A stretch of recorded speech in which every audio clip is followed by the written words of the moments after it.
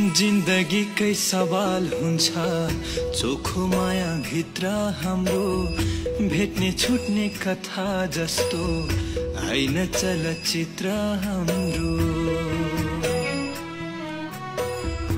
जिन्दगी कै सवाल हुन्छ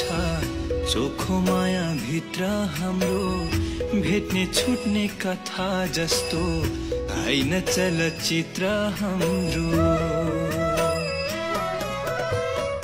भोलि त्यसै छुट्टिएर रुनु पर्छ भने भोलि त्यसै छुट्टिएर रुनु पर्छ भने आजैबाट आफ्नो आफ्नो